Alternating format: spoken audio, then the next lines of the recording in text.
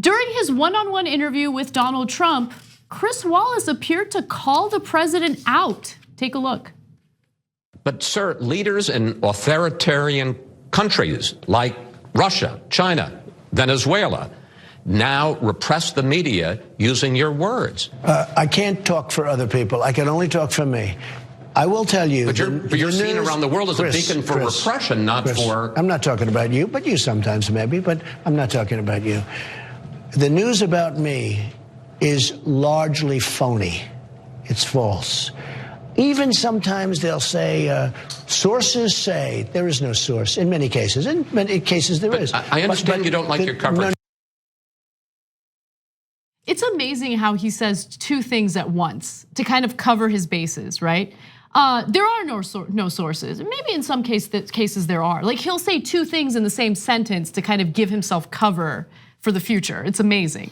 Yeah, and as we've told you before, this is projection because a lot of conservative websites and the ones that Trump relies on do make up things, and they say their source says when there is no source. Now, for anyone in the real press, that's sacrilege and an immediate firing offense and totally intolerable. But in conservative media, oftentimes it's a matter of course. So, and in fact, Donald Trump himself has been his own source, a made-up source. He's been John Barron speaking on behalf of Donald Trump as a spokesperson. When it wasn't John Barron, it was Donald Trump, which is so embarrassing. And he did that earlier in his career, and he would talk about how John Barron would call and say, Donald Trump is dating Madonna, and he's dating her very strong, okay? And she loves it, okay? It's going along bigly. Tremendously. Yeah. One quick note on that. If you were wealthy, wouldn't you just hire a publicist to do that for you? That's right. Yeah. But unless you were a guy who went bankrupt 6 times with daddy's money and you're a total loser, and then you got to do it on your own. Makes sense. Now, I like the fact that Wallace, asked him follow-up questions. It was not a softball interview, and he really did hound Trump on his treatment toward the press. There's more to the interview on this very subject. Take a look. I'm totally in favor of the media. I'm totally in favor of free press. Got to be fair press.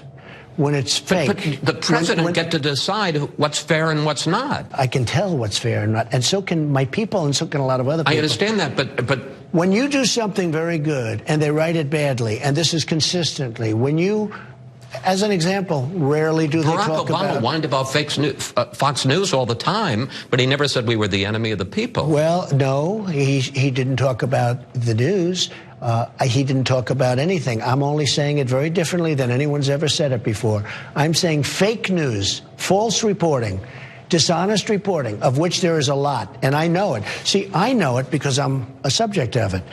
A lot of people don't know it, but when I explain it to them, they understand it. And Chris, you know that better. You don't have to sit here and act like a perfect little, wonderful, innocent angel. I know you too well. I knew your father too well. That's not your gene. What? Oh, man. So I know your father well. It's not your gene. Yeah. Chris Wallace, I am your father. Okay, so let me explain a couple of things there because that appeared to be inexplicable. Well, Obama didn't talk about the news. Not true. I'm the only one talking about it in this way. Well, that is partly true. In other words, he had no answer for what Chris Wallace said about Obama. Obama did criticize Fox News, but didn't go and say outlandish things like they're the enemy of the people. Maybe you should target them, right? Mm-hmm. And so even when he lightly criticized them, the rest of the press went nuts in defending Fox News. And so when you talk about that distinction, there's no good answer for Donald Trump. So that's why he stumbles around going, Obama didn't talk about the news. I'm talking about it in a new way that no one else has, right? Okay, so that's that part. And then he's talking about his father, Mike Wallace, who was on 60 Minutes, and he's basically saying to Chris Wallace, I actually know you're a conservative, so you're sitting here, trying to be a little angel and trying to do a fair interview with me, but I actually know you're a conservative, so snap out of it. Well, I think that it's possible, I know it's rare these days, but it's possible to be a conservative who disagrees with Trump on various issues, including his treatment of the media. When Jim Acosta and CNN were going after the White House following, the White House revoking Acosta's press credential, Fox News actually said that they were in support of CNN in that lawsuit. And it's because there is luckily a united front when it comes to the press, because we all understand the importance of protecting freedom of speech and freedom of the press. Yeah, and look, it's also possible to be conservative and be a good journalist.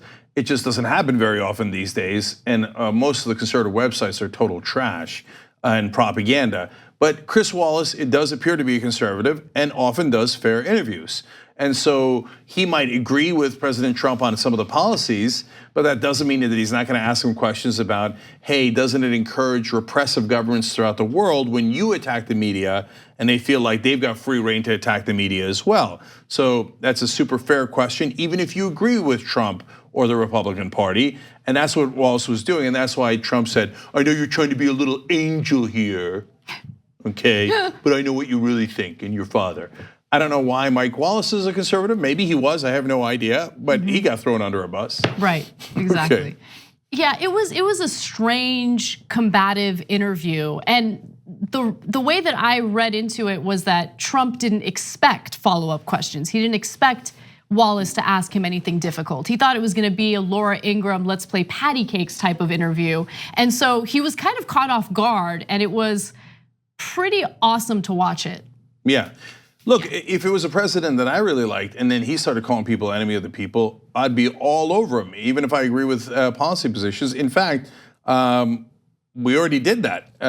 We supported Obama in his 2 elections.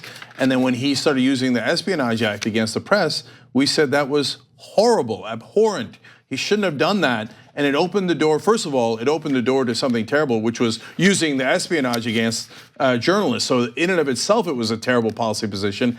And then it also allowed wannabe dictators like Donald Trump to say, hey, Obama did it, so why can't I crush the press? And so Obama could claim, hey, I only did it in a limited couple of cases. No, you opened the door. So we're honest about that, and then apparently Chris Wallace is honest in his reporting there. And I tell you, in the Trump era, a couple of people have distinguished themselves as conservative, but really honest actors, and some of them surprise me. I'm not talking about Shep Smith. Shep Smith has always been fair, even though he's on Fox News through Obama, Bush, and Trump.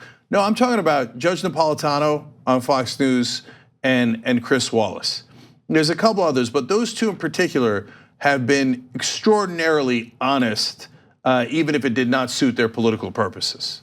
The TYT Plus app is now available on iOS and Android. Download to get more TYT content at tyt.com/app.